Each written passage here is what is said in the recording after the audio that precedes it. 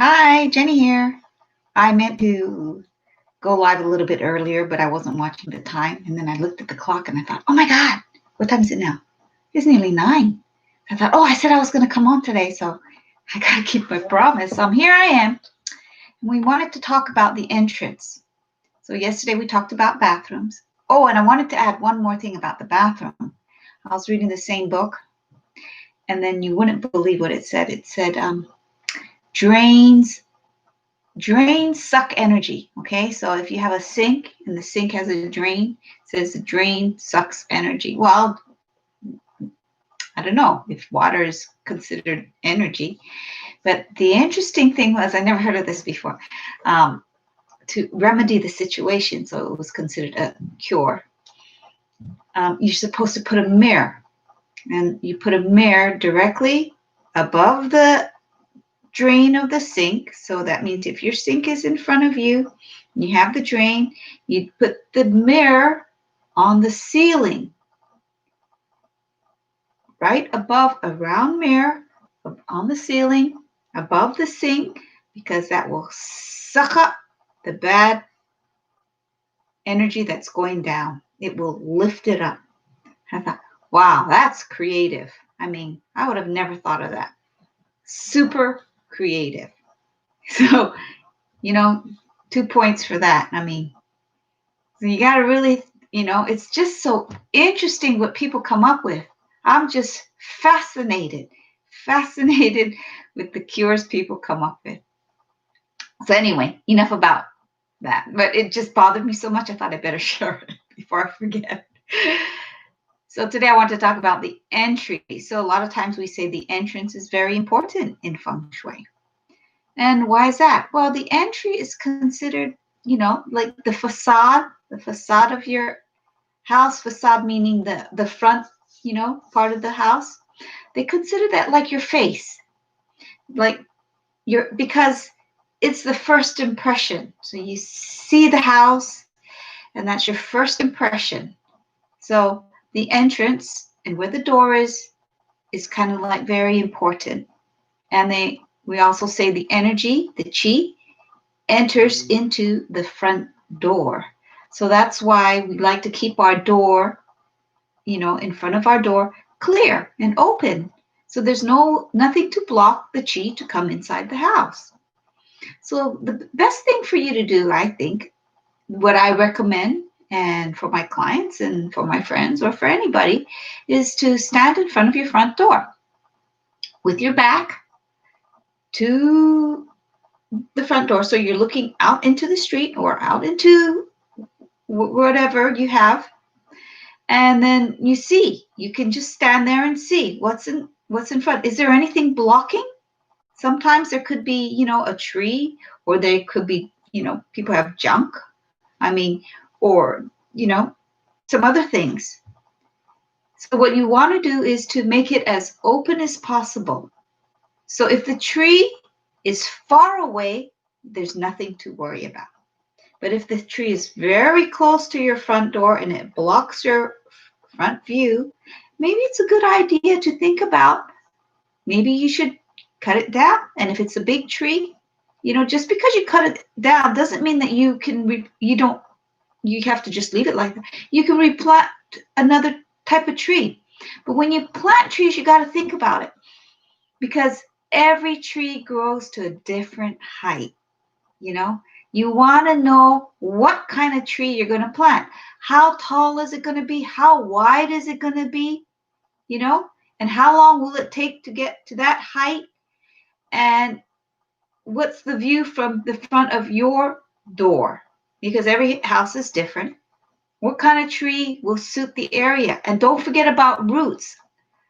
I've seen people who have planted the tree too close to their house, and the roots got into the foundation of the house. So those are the kind of things that, we don't always remember. So it's just to help you remember that those kind of things are important. And the other thing is, landscaping was already there, and there was this really tall tree, and there's surrounded by tall trees. And what happened was over time, the roots of those old trees went to their sewer system. Ay, yeah, yeah, yeah, yeah. So what happened was they had, and it just broke the sewer system. So they had to remove the tree, they had to dig under, they had to take away the roots that got twisted all around, and they had to fix the sewer. And that was a very, very expensive job. So before you plant your tree, before you do your landscaping, make sure you know where the other things in the ground are. Otherwise, you'll have trouble. So if any of you have any questions, please feel free to put it on the chat. And if or you can email me or you can message me. So we have no questions today. So I'll talk a little bit more about the entry. So like I said, you have a facade. And the facade is the front of your house. And so when you stand and if somebody looks at you, that's your first impression. As you see the front of the house, that's your first impression. And so you want your first impression to be good, right? Because they don't know you yet. So that's why I try to make the front of the house look good. We try to keep it clean. We try to have nothing blocking it. And we try to keep it as open as possible. So take away the junk in front of it. If you have, shoes or slippers in front of it, get a little shelf. Put your slippers in there. Especially like, when I'm in Hawaii, we like to take off our slippers outside the house and then we come in. Here, we come in with shoes. People where I live, some people wear their shoes in their house. But, most Asians and Japanese people, we take off our shoes before we go into the house. So we like to keep it that way. And that's just our tradition, because in the olden days, it was all dirt floors. And then you would step up into the tatami and you wanted to keep the tatami, which is the straw mats, as clean as possible. We didn't have dirt floors like, in the West. It was all dirt. So it didn't make a difference. But in Japan, we had straw mats. So we would leave our slippers before we got into the house. So socks were a really big thing. I remember growing up in Japan, I went to an international school and, we always took off our shoes. So we always had really clean socks. Socks is a big deal because you always take off your shoes. So I remember my old classmate said she sent her son to Japan. She's American and she sent her son to Japan on an exchange program. And she said she made sure he had clean socks because she knew that wherever he went, he would have to take off his shoes. And if that's not your custom, you wouldn't know. But, because we knew, and she knew because she grew up in Japan, socks are a big deal. Yeah. Oh, we got somebody watching. See, my eyes are not so good, so here we go. Hi, Deb. Where are you from, Deb? And if you have any questions, please, text, and I can see if I put on my glasses. So so we talked about the entrance. What we want to do is keep it as open as possible. And then the other thing is, if you have the option of changing your stairs, a lot of people have stairs leading up into their house.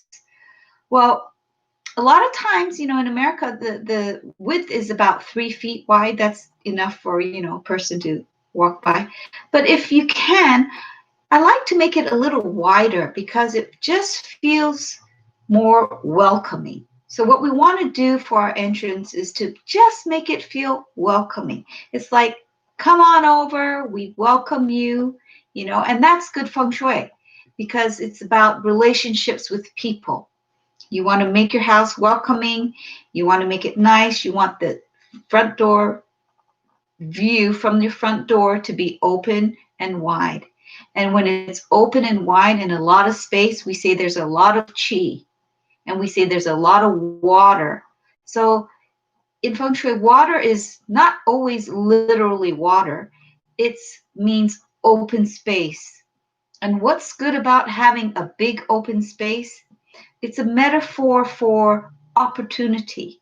Because in the olden days, water was a way for them to not only, a food source, a water source, because of the fish and everything like that, but it was also a means for opportunity because they were able to trade. They were able to go explore and then trade with other villages. It was a way to expand their world. So that's why when we have a big open space, we say we have a lot of water, and that means a lot of opportunity. Now, sometimes some homes, we don't have a lot of space in front. There could be a wall in front, or there could be, I've seen places that are, you're not facing the road, you're facing something else. Well, you can't help that in those kinds of situations. So what I like to do is to soften it, so if it's just a brick wall, soften it with plants, soften it with greenery. So it doesn't feel like there's a wall in front of you. It just feels a little softer. And that's a good way to, change the feeling of the space. So fundamentally, feng shui is how the environment affects the way we feel, affects the way we think, affects the way we act. And if we see things that are pleasant, that are welcoming, it just makes us feel better. So that's the entrance. What else can we talk about the entrance? Just keep it clean, keep your shoes organized. If for those of you who take off your shoes, and for those of you that don't take off your shoes, maybe that's something you can think about, something different. My father-in-law, he is British, and so from England, he passed away, but, he came to Japan because that's where we lived at the time when we first got married. And he started to incorporate taking off his, shoes. And he wears indoor slippers. So maybe that's what you can do. If you like to wear something, some people don't like to be barefoot because you're not used to it. Then get indoor slippers and you have outdoor shoes. You just change your shoes. That's it. And it's a good way to not bring in, the chi from outside. So the indoor chi is a different chi. So outside is more active and inside is less active. So it's good to have that differentiation. In Japan, they have a physical differentiation. For example, when you come in the front door, typically, not always, typically it's like 1 foot above ground level. So you come in from outside and then you take off your shoes and then you step up. So you're going into a different space. It's not only a physical difference, it's also kind of a psychological. I think it's a combination. Then you feel like, oh, I'm entering into somebody's house. So you show that kind of respect by taking off your shoes. It's just something to think about. And it's becoming really common in America. Now, how do you organize your slippers? If you do have indoor slippers, I have a basket and I have slippers for people who want to take it off and don't want to be in their socks. So they have the option of putting on slippers. The problem is it's really hard to find big slippers in America because the kind of slippers that we find are like Asian size. We've got small feet. I've got really small feet and it's really inconvenient. But it's really hard to find good, big indoor slippers in America. So that's a little bit difficult, so they'd have to bring socks. So maybe you provide socks. That's an idea. Provide socks if people don't want to be, barefoot and, they didn't wear any socks. That's just an idea. So in feng shui, the entrance is important because it is considered like the face, your face. It's the image you are presenting to the world. So for example, if your entrance is hiding behind a lot of bushes, it's like they say it's like you're shy. You don't want the world to see you. And if it's this big, grand kind of entry, it's like this is how you are, big, bold, strong character. If you some homes you don't know where the entry is. You have to go around and it's this kind of hidden gate. They want to be inconspicuous. They want to hide. That's on purpose. But the entrance, they say, gives you an idea of how that person wants to be seen by the world. It's just kind of like a clue, you know? And so if you go to somebody's house and you look at the outside, think about it. Just say, oh, I wonder how this person wants us to think about them. Do they want to be shown or do they want to be a little bit private? It's just kind of a fun game you can try and play. Okay, so I hope you enjoyed that and think about what's in front of your house. Make sure it's open so you can allow a lot of chi to come inside. If you've got trees that block the front door, you can think about cutting it, but think about what kind of tree to replace it with if you want to. Or you can maybe just have, low shrubs instead of a tall tree. And some people ask me, what if my tree is far away? If it's far away, you don't have anything to worry about. It's fine. You don't have anything blocking your front door. Okay, that's all for tonight. I hope to see you tomorrow. Good night, everybody, and thanks for watching. Good night, Deb.